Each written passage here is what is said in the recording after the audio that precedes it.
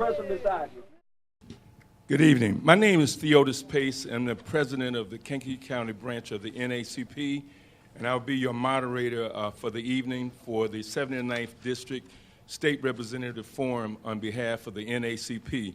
We'd like to thank both candidates for coming out tonight, and our panel for tonight will be Mr. Jim Simone, Hispanic Partnership, Ms. Alicia Rabideau from the NAACP Political Action Committee, and Mr. Mike Fry of the Daily Journal. Our timer for the evening will be Ms. Paulette Crink. The forum will include the opening statements of no more than 2 minutes each, in which the candidate may present their qualifications of their views on major issues of the campaign. A question and answer period with questions submitted in writing by the audience and screened by the panel consisting of media and other community representatives. The questions must be addressed equally to all candidates and will be selected on the basis of appropriateness, fairness, and general interest. Each candidate will have 1 minute to respond each question. Closing statement from no more than 2 minutes each. The order of the speaking will be chosen by a lot or a coin toss, and the coin toss was done earlier. State Representative Parkhurst will be doing the opening statement. Candidate Dugan will be doing the closing statement.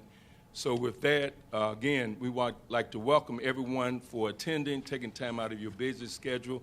And again, as we continue to try to educate our voters on the issues within the 79th District of the state of Illinois. With that opening statement with State Representative Parkhurst.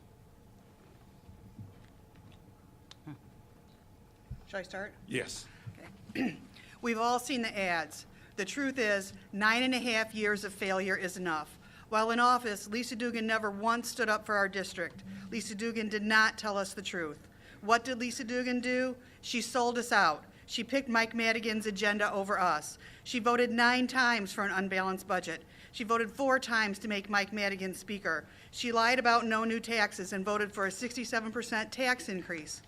Lisa Dugan's record equaled 12% unemployment rate for Kankakee County. What did I do? I had 2 years of telling the truth, of keeping my word. I stood up to Mike Madigan in the status quo. 0 votes for unbalanced budgets, 0 votes for Mike Madigan as speaker, 0 votes for tax increases. My record equals a 4.7 unemployment rate for Kankakee County.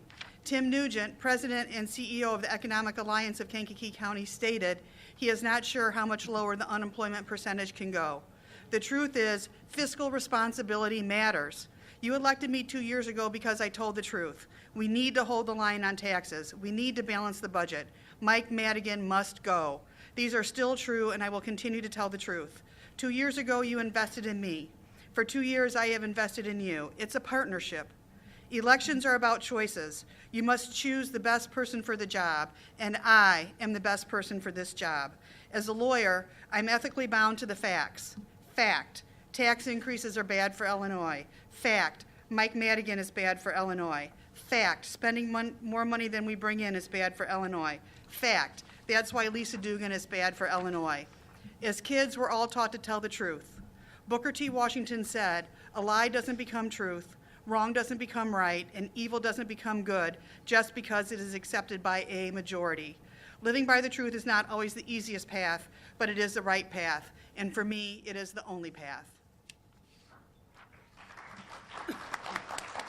Thank you, Ms. Dugan. Thank you. First time, I want to say I'm glad to be here, and thank you to the NAACP. I'm not quite sure how to respond. As far as my opening statement, I will take exception to the fact that Representative Parkhurst believes that it's in the best interest of this district to call me a liar.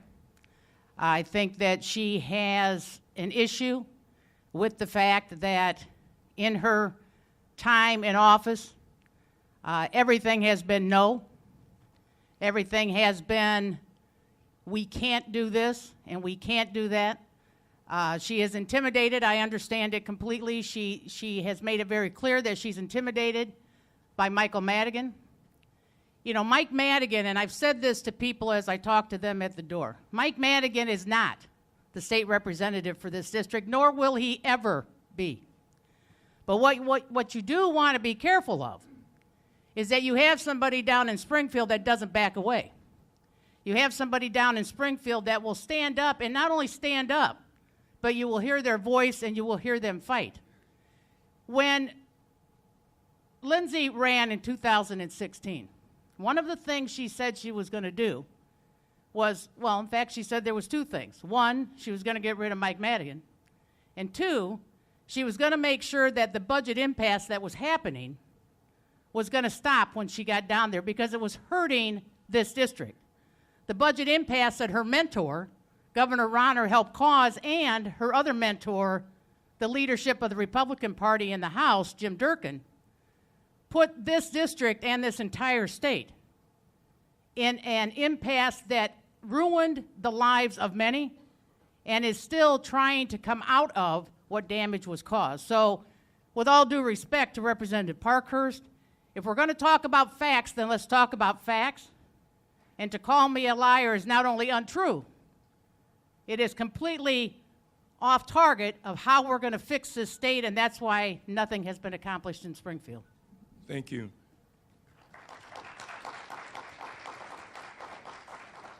Now we will have a panel to ask questions to each candidate. We're going to start with Mr. Fry. And the question is to Mrs. Dugan. Should we ask him? Yeah. Theo, we just have a question.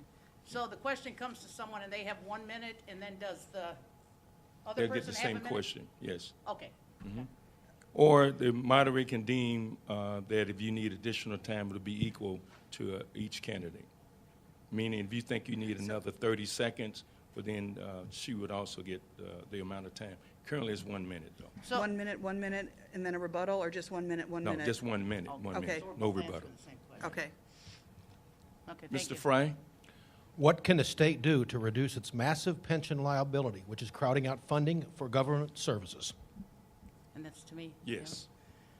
What they need to do is they need to, one, pay the bill.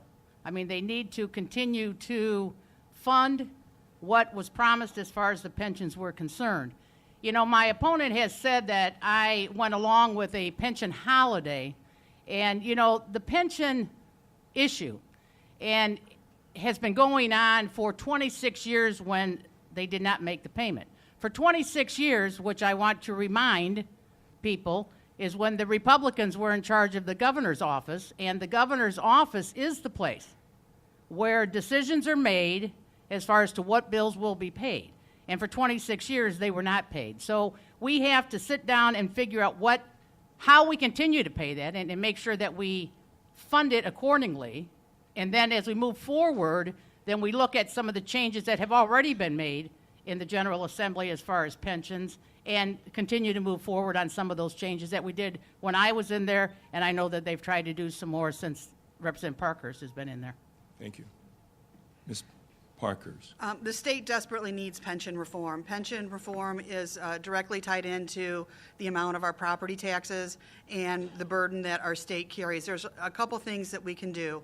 The Supreme Court said that the contracts that we've made with the state employees are contracts, and I believe that. They need to be upheld. But for new employees coming down the pike, we need to look at different tiers of pensions.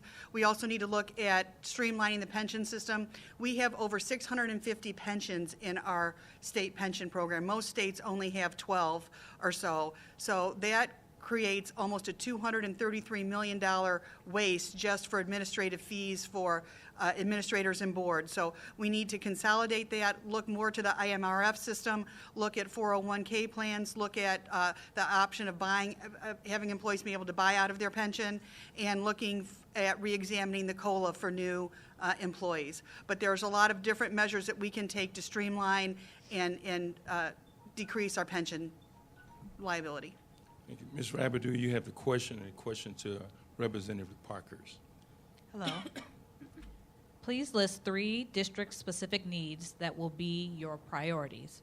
This could be a project that is needed in your district, or a rule that needs to be changed, or some federal matter that has been ignored. Well, I've already accomplished a couple of those things. One of them was getting the parking lot for the Pembroke Library, getting a grant funded, and we've gotten that parking lot paved. That's a community center. It's vital to their area, and it was important to get those funds released, and we got that released. They got the bid. They got it paved. The second thing since I've taken office is I've fought for getting funds released for the state park, to get the state park campgrounds reopened. The state park has 1.6 million visitors annually, and that was severely impaired by the closure of the campground. So I was able to get a grant of $1.855 million to get the state park back on track. Those funds are released, the work is starting, and they should be open in the spring of 2019. And another thing that I've done is secured $400,000 in funding for the Duane Dean Opioid Center in order to help fight the opioid crisis in our area. Ms. Dugan? Yeah, and I've been saying this since the beginning. One of the things that I want to do is the public safety. I do not believe that the state has ever put public safety as a top priority.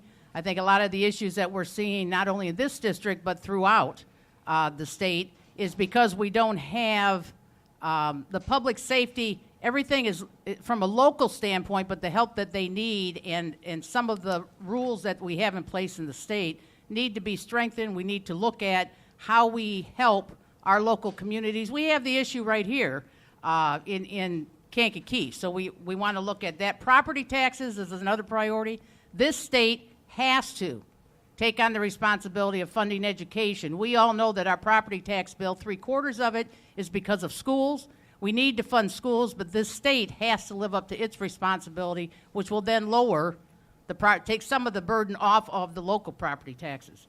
And then certainly infrastructure, and I listened to my opponent talk about all of the money that she got released and she fought for. Thank you, Ms. Dugan. Yep. Mr. Simone, you have a question. The question is to Ms. Dugan. Well, this segues right in. Infrastructure is a national and a state and a local concern. So what plans do you have to improve infrastructure in the state and locally, and how would you pay for that? And that goes to me first. Yes. Right? So the infrastructure in this state, I know that there's a lot of talk about things that we have promised, that we have out there that are promised. We have a governor that's going around the state talking about the infrastructure projects he's going to do. I know my opponent has promised things for this area, yet neither the governor nor my opponent has supported any kind of revenue.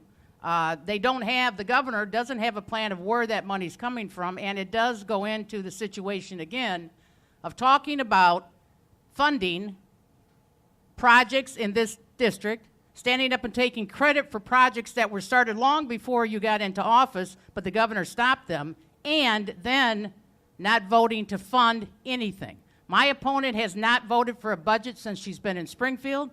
You can talk all day long about saying you want to spend the money, but you don't vote to have the money included in the budget. In fact, you vote to not even have a budget and to continue the impasse. Fortunately, that didn't happen. Thank you, Ms. Dugan. Mrs. Parkhurst. I didn't vote for an unbalanced budget. Lisa voted for 9 unbalanced budgets, which got us in the state in the fiscal mess we're in. Not voting for an unbalanced budget is different. It doesn't mean that I don't support what's in the budget. It doesn't mean that I don't want a budget for the state. It doesn't mean that I want to deny infrastructure projects. It means that I'm trying to follow the constitutional duty as legislators. The only duty we have is to pass a balanced budget. And if we can't do that, then our state's in trouble. The infrastructure projects I've worked on, and Lisa's out of touch. You know, she doesn't know what money is available, what money isn't available for projects. I've been working closely with CSL Behring, Illinois Department of Transportation, and the Republican leadership to work on infrastructure projects for Route 50 and Armour Road in order to help them accommodate the huge expansion that they're going to have over the next 10 years. The Exit 312 was lingering for 10 or 12 years in phase 1 for that interchange. I've gotten that into phase 2 with IDOT, so I have been working for the infrastructure projects in our area. Ms. Parkhurst. You have 30 additional seconds. and I have been working in the areas for the infrastructure for those projects. I've worked on ITEP grants for Kankakee and Bradley to be able to fix the roads locally. So there are, you know, with the funds that the state has, I'm fighting constantly to get those funds applied to the Kankakee County and the 79th District. Mrs. Dugan, you have an additional 30 seconds to complete your rebuttal from the last question. Thank you. As far as, again, and when Representative Parkhurst says I'm out of touch and I don't understand, I'm assuming Representative Parkhurst doesn't understand what was taking place both when I was in office and also Representative Kate Clunan. As far as Phase 2 of the 312, that was in and budgeted for in IDOT's back when I was in office. What has happened, again, is the governor, your mentor, stopped all projects, and it took you 18 months, and only until now, when you're in an election, that now you're fighting to get things released. With all due respect...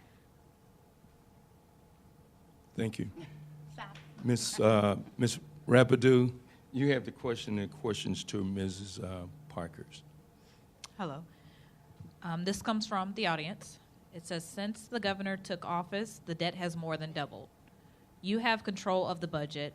Be exact, where would you start to make cuts? And where or what would be the last place you would cut to balance the budget?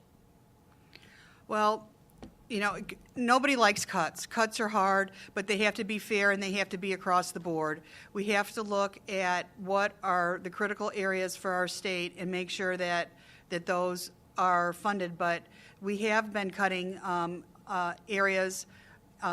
All areas departments had to give up cuts, and I think that you have to look at each department in the state, and you have to have each of them absorb some kind of cut in order to get to the appropriate place. You can't ask just one department to do it and not another department to do it, and it needs to be proportional and it needs to make sense for what those departments provide to the state. Ms. Dugan. So we have an unbalanced budget, yet my opponent continues to talk about all the money that she's gotten and the grants that she's giving and the money that she's spending, even though the budget is unbalanced and we shouldn't be spending more than what we take in. Now, as far as what a balanced budget is, and we could talk about this all night, and I know that she's going to be holding up the little thing that tells me to stop, but as far as a balanced budget, you know, it depends on who you're talking to and where the money is coming from. We can argue all day long that we think that more money is going to come in than maybe what it does. So people that voted for this last budget, and there was, I think, 112 of them, only 5 that did not, my opponent being one. Otherwise, the Republicans and Democrats came together and passed what they considered a balanced budget. And so, you know, balanced is an argument of how much money you think is going to come in, but I want to remind everyone, it is the governor's office that distributes the money. And if the money does not come in, budgeted or not, the governor doesn't spend it. If it's not there yet, he hasn't stopped. He's spending it just like my opponent did. Thank you, Ms. Dugan. Mr. Fry, you have the next question. The question's to Ms. Dugan. We have an active audience tonight, so let's ask another one from them. What relationship do you have with the minority community of the 79th District? Give specific examples. Who's that to? It's to you. Well, I believe my relationship with the minority community, both African American as well as Hispanic, I think has always been very good. I have worked with organizations throughout this district. I have served on more than 50 boards, and I continue to work with them and continue to work with them even when I was not in office after I retired. The needs that they have and the needs that people have, not just minorities, but the people in this district still exist. And so my relationship, I think, is very strong. It always has been, but I care about people. And I don't really care what the color of their skin is, but I do care about people, and I believe my past experience and my past community involvement for over 40 years, I believe, speaks for itself. And I stand by the things that I have done and that I continue to do. Mrs. Parkhurst. My roots run deep in this community, And I have spent a good portion of my legal career fighting for being a voice for the voiceless. I was 10 years as an assistant public defendant for juveniles. Unfortunately, most of those juveniles were juveniles of color, and I fought hard for them to make sure that they had their rights protected and they weren't just put in the pipeline from, to jail, from school to jail, that they were able to be rehabilitated, that they were not have to have the charges that they had against them to fight for their rights. I've also fought for Prairie State Legal Services and won their Pro Bono Attorney of the Year to help people challenged in our community. I represent everybody equally. I believe in the Constitution. I believe everybody is created equal. And I think that, if you know me, you know how I am and that I fight for everybody. But I've especially spent a good deal of my legal career fighting for people that are challenged, minorities, women, children of color, people of color. Thank you. Thank you, Ms. Parkhurst. Mr. Fry, you have a question, and the question is to Mrs. Parkhurst.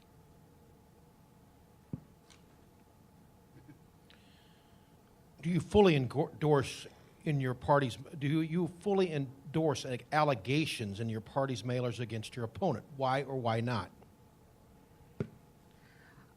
In the party's mailers against my opponent, a lot of them contain facts, and those facts I endorse. There are some that are, I think, a stretch, especially the ones that say when you take money from certain people that have a criminal background, you can find any candidate in the United States that has received money from somebody that might have committed a crime, and then to try to settle them with that crime, I think, is unfair.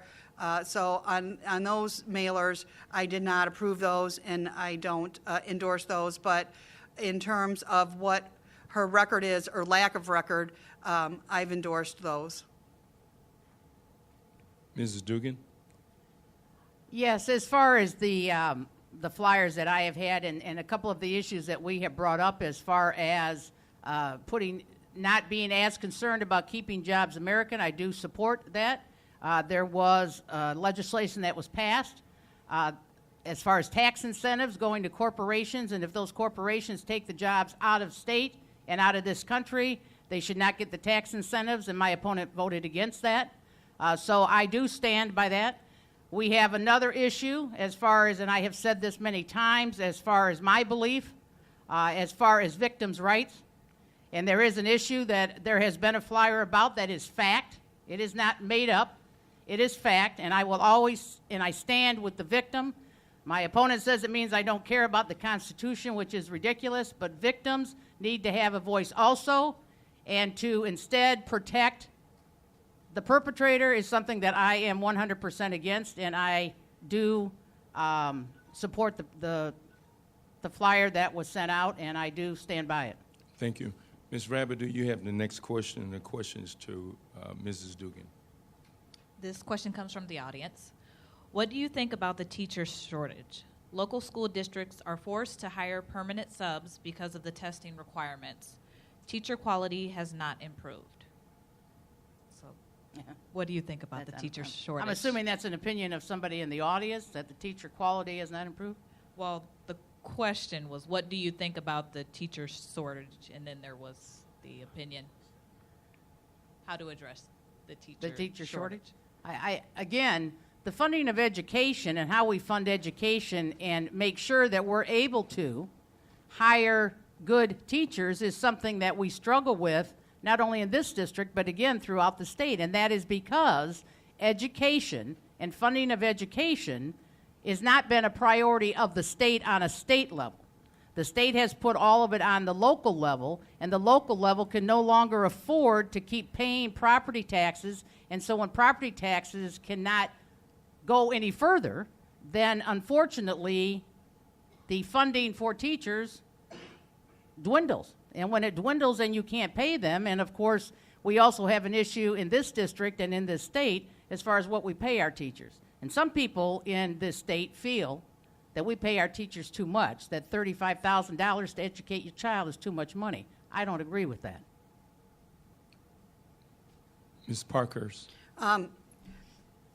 I don't really think that answered the question, but The teacher shortage I've worked on personally. I filed a bill in order to try to combat the substitute teacher shortage. That was subsumed in a bigger bipartisan bill that was passed, and we've changed the requirements for retired teachers so they can substitute longer without having their pensions affected. We have made it easier for people to step in and be substitute teachers without having to have the onerous licensing requirements, fees associated with that.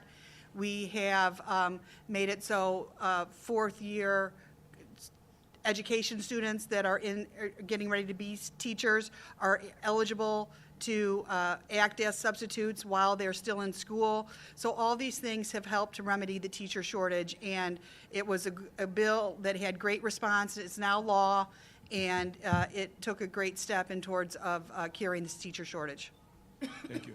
Mr. Simone, you have the next question, and the question is, can we stop applauding till the event is open? I truly appreciate it. Thank you. Mr. Simone, you have the next question. The question to Representative Parkhurst. Thank you. This is an audience question. What do you think the minimum wage should be in the state of Illinois?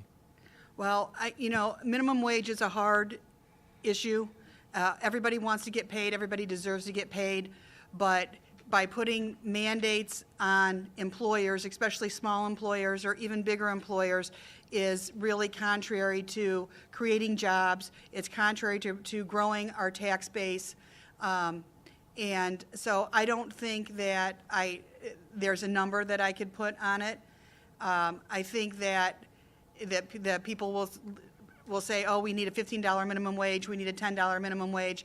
I think that we need to create better paying jobs that have benefits and grow our economy that way with those kind of jobs as opposed to relying on minimum wage jobs. But if you have a minimum wage that is so onerous for people that work at McDonald's or people that work at a small mom and pop shop, you're going to lose jobs, you're going to hurt the economy, and you're going to increase the cost of goods. Ms. Dugan.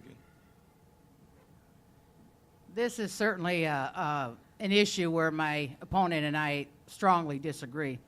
A family of four needs to make at least $11.82 in order to even reach the poverty level. Okay, so $15 an hour, as far as I'm concerned, yes, I have no problem with $15 an hour, and I believe, again, different than my opponent, I believe if people make a living wage and they're able to spend money in the economy, that helps boost our economy. My opponent, of course, feels that first you take care of the businesses, first you give breaks to the businesses so that they will create jobs, but if they're only going to create jobs at minimum wage, it is not going to help this district, it's not going to help this state. And when people can't afford, when they can't afford to feed their family, when a person has to work 40 hours at least $12 to even hit poverty level for a family of four, that is, as far as I'm concerned, unacceptable. And I think $15 an hour is a rate that it should be. Thank you.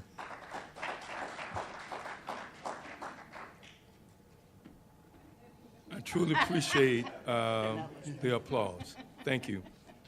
Ms. Rabbit, do you have the question? And next question to Mrs. Dugan. The question is in regards to Medicaid. What would you do to ensure the long-term viability of the state's Medicaid program? Do you support continued Medicaid expansion under the Affordable Care Act? Should the state continue on a path toward managed care for Medicaid beneficiaries? Should everyone be permitted to buy into Medicaid? Okay, so which one do I get to answer in only a minute? Let's just start at the beginning. What would you do to ensure the long-term viability of the state's Medicaid program?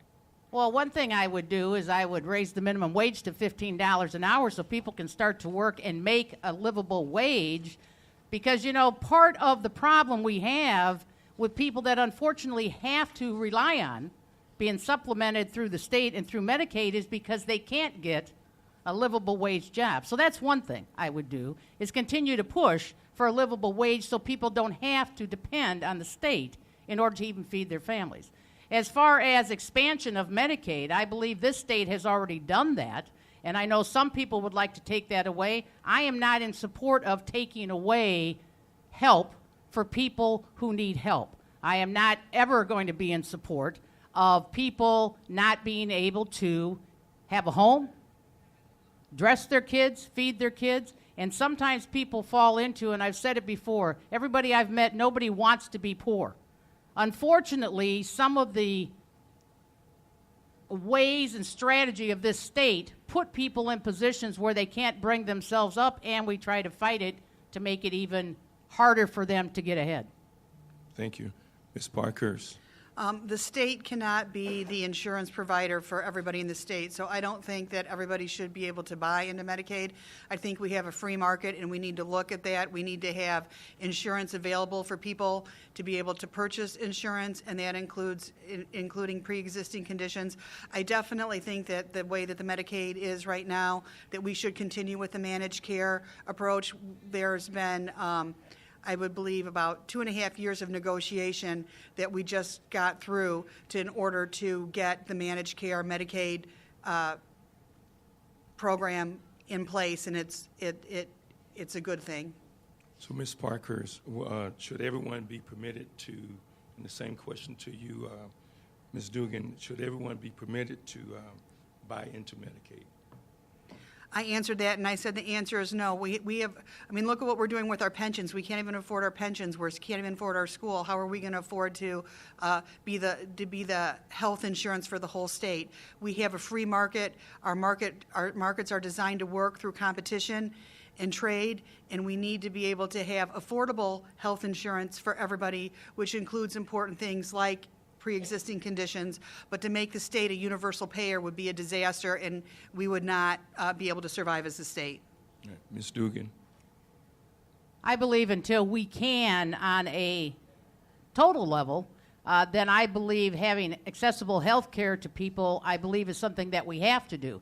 And I do not believe, we know the free market, and I understand what my opponent is saying, and I agree. However, we know that that hasn't worked.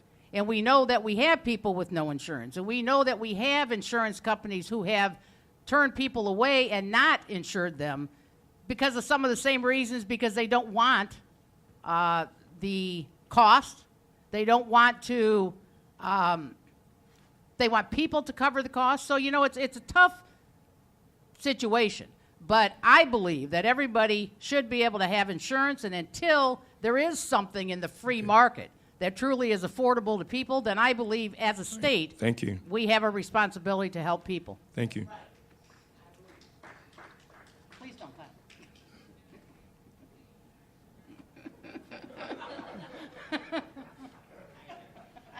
Mr. Fry, you have the question, and the question is to Representative Parkhurst. Share your thoughts on term limits for elected officials, for it or against it. I'm for term limits. I've agreed to term limit myself. I think that, especially for constitutional officers and leadership, we need to have a change. Our state has been run into the ground by Madigan having 40 years of leadership. The Democrats, I believe, have a total of 90 years in their leadership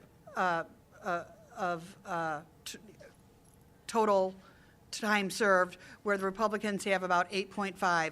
The term limits are something that I think are necessary, especially for constitutional officers in leadership. Our state needs to be able to work together and work on a bipartisan basis, not be under the vice hold of one particular party or one particular person for a long time. And I think the way to do that is through term limits and also through fair maps. Mrs. Dugan. I have said before, as far as term limits in Illinois, in the House of Representatives, every 2 years we run for office. Every 2 years. So if you want to put term limits on, then I look at it as you have it when you can vote. Everybody has the right to vote and to vote people out of office in your area. You know, the fact that you don't like someone, and again, because he scares her, or whatever her problem is with Madigan, that she has to get him out, and that's going to solve all the problems in Illinois. If you don't have the backbone to stand up to a leader in the House, both Republican and Democrat, then you're never going to get anywhere. You cannot constantly just sit there and say it's someone else's fault. You can vote out a legislator every 2 years. If you don't want them, vote them out.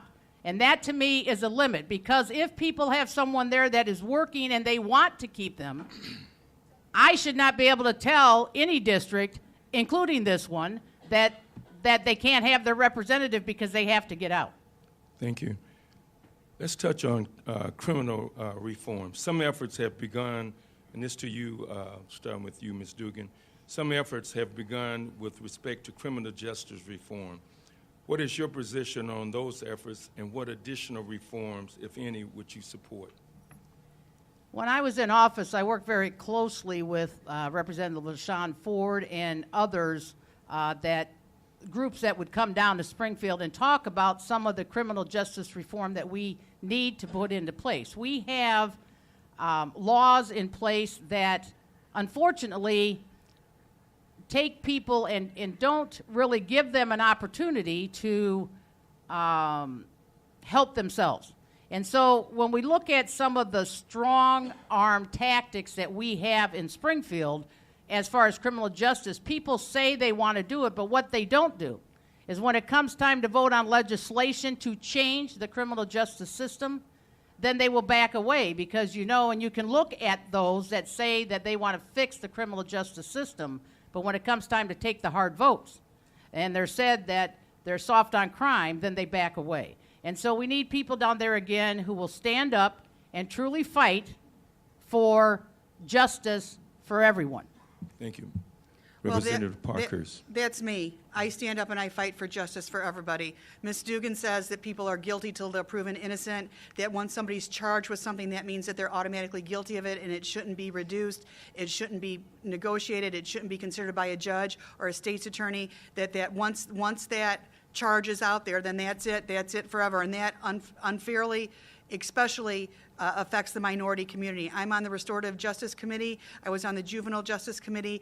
I have voted against my party often on that issue in order to reform our juvenile justice system, to make sure the voice for the voiceless is heard, and to make sure that people are not inappropriately being convicted and in aggravatedly being sentenced on those things.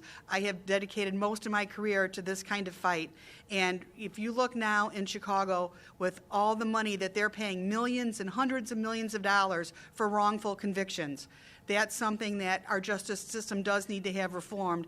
And by going against the Constitution, assuming people are presumed guilty, is not the way to get that done. So you can't speak out of both sides of your mouth. Thank you. Ms. Rabideau, you have the question and questions to Representative Parkhurst. This question comes from the wonderful audience. Would you agree to cut all staffing for the General Assembly until pensions are fully funded? No, I wouldn't. I think that staffing is the continuity for the General Assembly and for the Senate. We have research staff. We have a legislative research unit that helps draft the legislation. We might be able to streamline it, but the actual staff that works there are the bread and butter of the General Assembly and the Senate. They stay there, they research, they have a particular place in the scheme of how things work. I think the administrative assistants or the secretarial help, we pool, and we have one for 2 or 3 different representatives, and I think that that's appropriate. But to have no staff, nothing would get done, because the research staff is key, and so is the legislative drafting unit section is key to what we do down there and how everybody is able to perform their jobs. Thank you. Mr. Simone, you have the question and questions to Mrs. Dugan. Thank you. Going back to criminal justice. I'm sorry. Did I miss something? I don't know. I have to answer that question. Oh, I'm sorry. I'm supposed to Right. answer. That's all right. I'm supposed to I'm answer. ahead of myself. Okay. Yes, no, I do not see where, first off, it's not going to solve the pension issue, and 2, I just don't.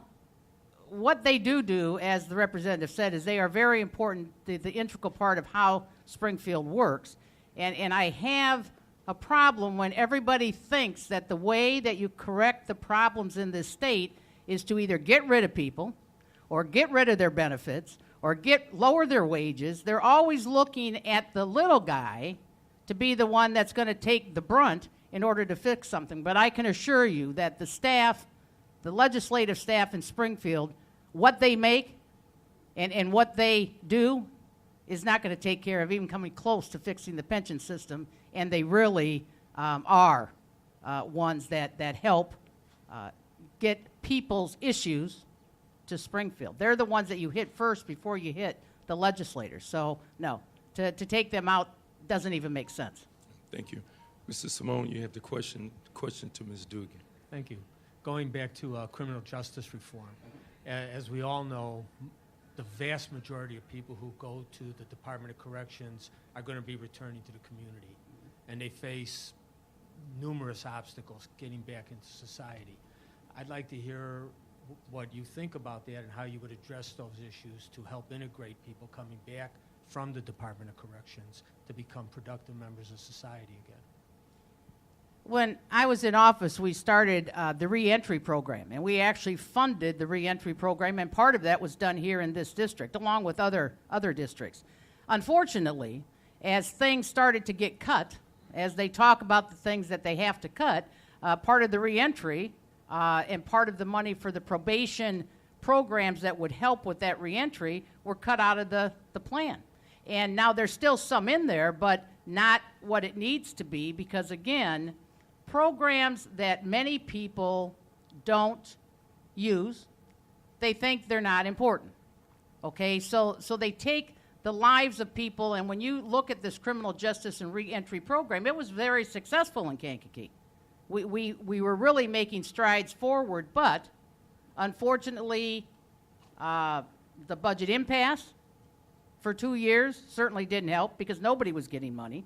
And so then things start to fall apart, and then we have to try to build them back up again. I would plan to go back and make sure those kinds of programs are back in like they were before. Thank you. Ms. Parkhurst.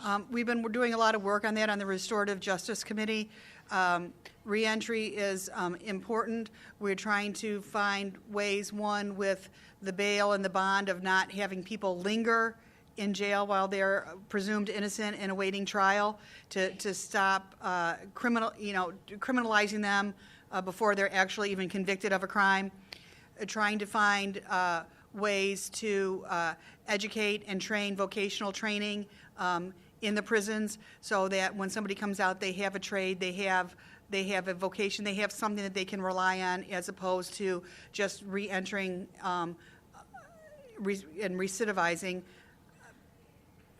And counseling and substance abuse treatment are all things that need to be looked at in order to get a valid reentry program. But it's not something that's necessary, because the jails don't want to see people back. We don't want to see people back in jail. We want people that have served their time to get out and be able to create a life for themselves and be a functioning member of society. Thank you. Both of you guys touched on earlier regarding property tax. And a property tax freeze in Illinois has been proposed since the governor took office. So what is your position? And if you favor a freeze, how many years should it last? And the question is to you, Representative Parkhurst. Well, I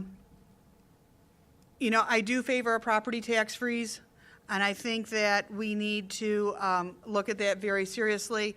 But when you say a freeze, it doesn't always necessarily mean a freeze. The local districts are in charge of that, and that's something that is a local issue, and they examine that. What we need to do is hold the line on our property taxes and fix the causes that are causing them to skyrocket, which is school funding and pension reform. We've taken a great step in the evidence-based model for school funding. At least for the next 5 years, the schools are going to know what their funding is and be able to rely on that, and they should be able to budget and live within their means. So that's the first step in untangling the school from the property tax issue. The second is the pension debt and streamlining pensions and getting pension reform, because between the school and the pension, those are things that are just leading to the property tax increases. And, Lisa was in there for 9.5 years, and the property taxes were never frozen and they were never decreased. Thank you. and I'm a little confused on that particular answer. The property taxes that we pay are decided by the local taxing bodies here, okay? Not the state of Illinois. So I understand that the governor, because it sounds good politically to say we're going to freeze the property taxes. You know, the state isn't able to take care of their own stuff. You know, the state is in a position right now because of what Governor Ronner did when he went into a 2-year impasse and put everybody in a stronghold, that the property tax freeze that he is talking about is going to hurt this district. It is a political statement made because it sounds good in an election year. The state of Illinois does not control the property taxes in the 79th district. We want to talk about property taxes in the 79th district, then we get the state to take on the responsibility of funding education, and it will start to talk about and also have people have a livable wage so they can pay taxes and work, so we have a stronger tax base in the state of Illinois. Don't always take it away. Thank you. Ms. Rabideau, you have the question, and the question is to Mrs. Dugan. This comes from the audience. Okay. With all the fighting back and forth, what is one good thing your opponent has done that you can agree with? I appreciate the fact of anyone who wants to serve the public. And so I do give credit to Lindsay Parkhurst for wanting to serve the public, because I think a public servant is something that people give up their life in order to do it. However, what has happened and where we're going in this state and what is happening to this district, unfortunately, her and I have two different ways to do it, but I do thank her for wanting to serve the public. I just don't agree with the way she's done it. Ms. Parkhurst. I thank Lisa for her 9.5 years of service to the state, but it's her mentor, Mike Madigan, and his 40 years of power and her 9.5 years of voting for his agenda that got us into this mess that we're in. It's not the budget impasse. It's not Governor Rauner. It's 40 years of failure and 9.5 years of failure on Lisa Dugan's part for that. So, yes, we're both public servants, and that's a noble cause, and I thank her for that. But at the same time, the reason that I ran was because she didn't do anything to help this district or help the state. She was part of the problem, not part of the solution. Ms. Parkhurst, questions to you, and let's talk about the rate of income tax. Would you support a graduated rate of income tax? And I think our rate currently is 4.95 for individuals. So should that stay the same, go up, or go down? I believe that it should go down. I do not support a graduated income tax, or what they call a progressive income tax. A graduated income tax is not a tax on the wealthy. It's a tax on the middle class and the lower middle class. Other states that have such a tax, they start at $14,000 and the rates are as high as 9.2%. So it's a myth. And it's a lie to say that a progressive income tax is just a tax on the wealthy and it's not a tax on us or our families or our community. It's going to hit the middle class. It's going to hit the people that are struggling. It's going to hit the people at poverty level. And our Constitution does not allow a progressive tax. It has to be a flat rate tax. So any progressive tax that they're saying that they want to pass is going to be a flat rate tax on all of us, and it's going to be even more tax burden. I don't think we can ask the people of Illinois to pay any more in taxes. We need to grow our tax base, not our tax rate. Mrs. Dugan. I have a problem and always had a problem with corporations and those wealthier who don't pay a dime in tax to the state of Illinois. I do not know that I agree with, because we haven't seen all of the details of what this graduated or progressive tax might be. I do stand and will stand with a fair tax system that makes sure that everyone pays taxes. There is absolutely no reason why we have people who are in the poverty level that pay taxes, But I have major corporations and those that are wealthy that have the loopholes that they can use in order to pay zero in taxes. So I am not saying that I agree with what they're calling the progressive tax, but I am in support of changing the tax structure so everyone in Illinois pays something into the tax system so that we can provide what we need to provide to this state. Mr. Simone, you have the question. The question's to Mrs. Dugan. Thank you. This is an audience question. What is your stance on privatization of prisons, and specifically here in the 79th District? I am against privatization of prisons or anything else at this point. Again, I have a problem with people in this state who have jobs for some reason. People that work for the state, people look at them as though they all need to lose their jobs and not make a living. I mean, these are taxpayers in the state of Illinois, and I know that some people believe that privatization is going to save us money. I think we've done that in some cases in Illinois when I was in office, and it didn't work out too well. We have privatization in the Medicaid managed care, which is not working as much as my opponent says it is. We have people that have to travel for an hour and a half to even get to a doctor. So privatization and putting things always in the hands of someone else and wiping our hands clear of it, to me, is not the way to go in the state of Illinois. And I don't believe taking jobs away from Illinois residents and giving them to out-of-town contractors is the way to go. Thank you. Representative Parkhurst. I do not believe in privatization of the prisons. I don't believe in that. I think that through the Restorative Justice Committee and the work we've done, we're working with the prisons to be able to reform how they treat prisoners and what a prisoner's basic rights are. At the same time, being able to hold prisoners when it's appropriate for the safety of the public and the state. And so private jails is not something that we need to start or get in the business of even considering. Ms. Rabideau, you have the question to Representative Parkhurst. Where are you on the legalization of marijuana? I think the legalization of marijuana is something that is going to come in front of the General Assembly sooner than later. I think that it's something that we need to consider. I think that it remains to be seen whether or not that's the right decision. There's a lot of arguments that would bring in tax money and that would solve some of our financial woes as a state. People say that legalization of marijuana is a gateway drug, but our state just passed a law saying that a doctor is able to prescribe marijuana in lieu of opioids. And so there's been a lot of research on that is a way to fight the opioid epidemic.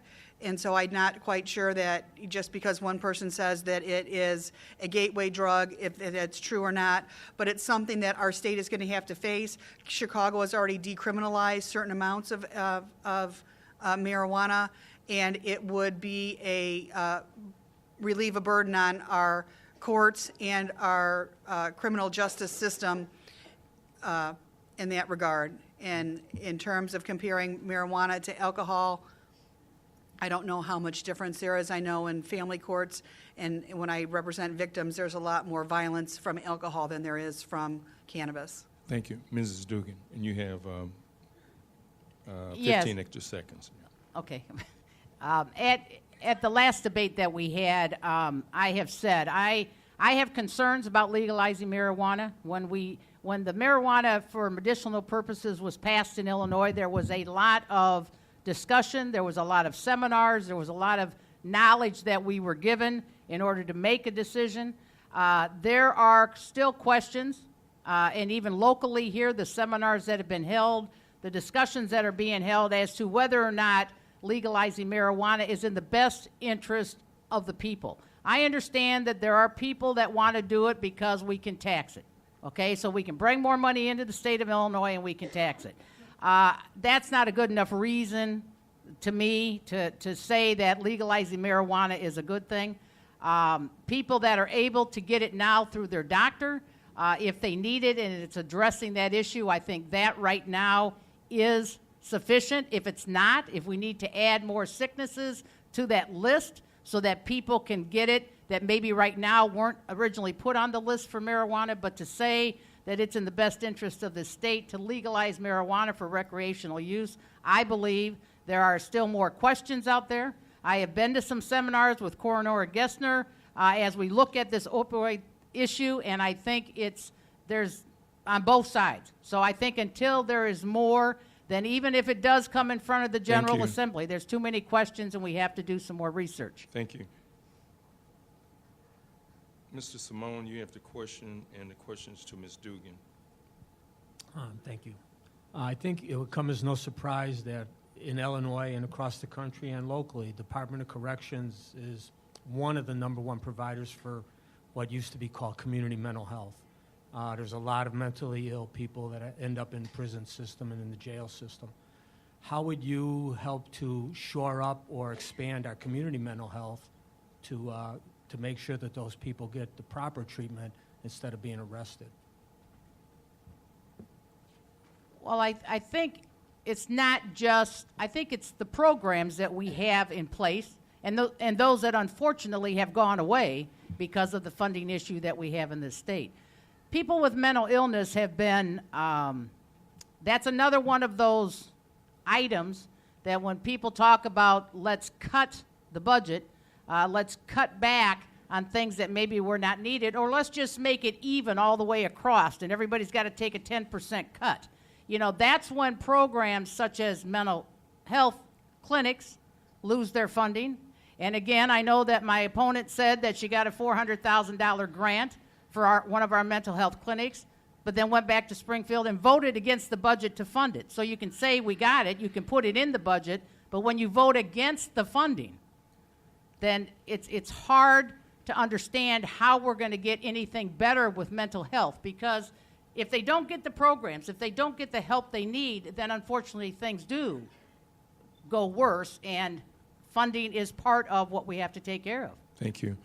Representative Parkhurst. I've been working on this issue in the district since I've taken office. I've hosted a community mental health network organization which brought all of our mental health providers together, and we're trying to set up a portal so people know what services are available, who provides those services, how they can get those services, so they're not hunting and pecking to try to find those services, trying to find outreach to expand the community so we can provide those mental health services to people to help the interventions before it gets to the point where the law has to come into play or they're arrested. And on the other end, I've been working hard with our treatment courts, which mental health is one of the treatment courts. We have veterans courts, which also has a lot of issues with mental health, and substance abuse courts, which also has a lot of issues with mental health.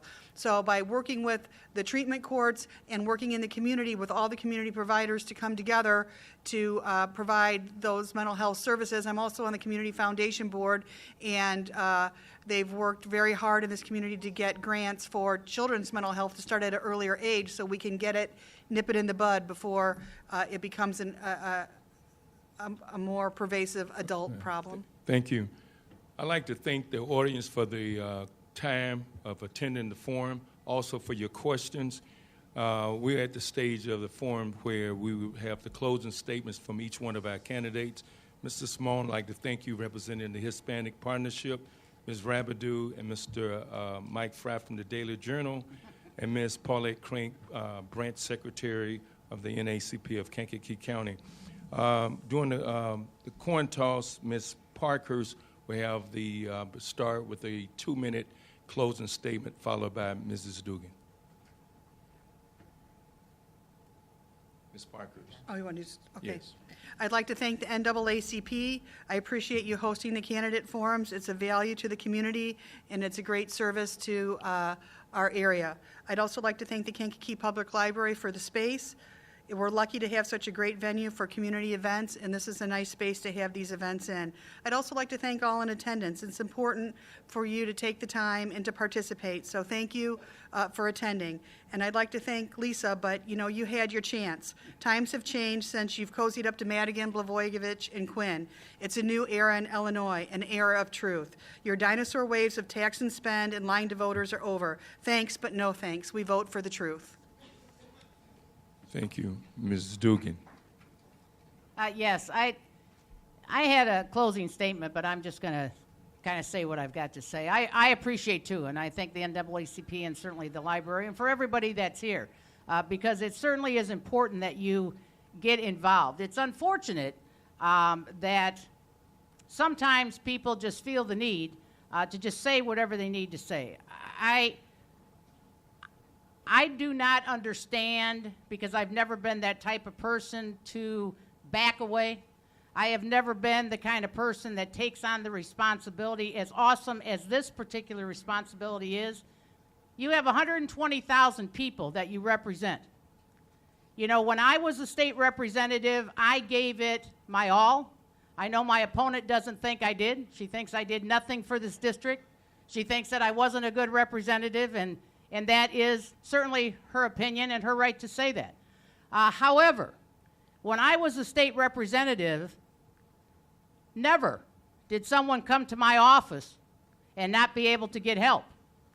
Never did I believe that it was my responsibility to take the money from the state as a state representative salary, which is close to $70,000, and then not work full-time. Now, maybe to a lawyer, $70,000 isn't a full-time salary. I don't know.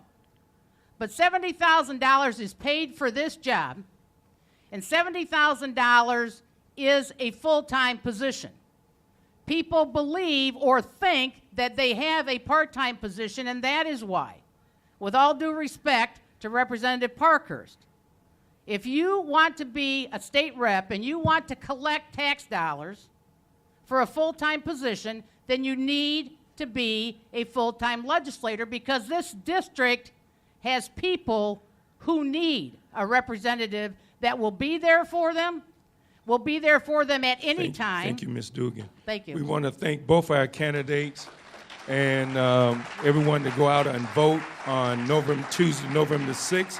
Again, we'd like to thank Mr. Steve Bertrand, Director of the Public Library, and his staff. And again, thank you.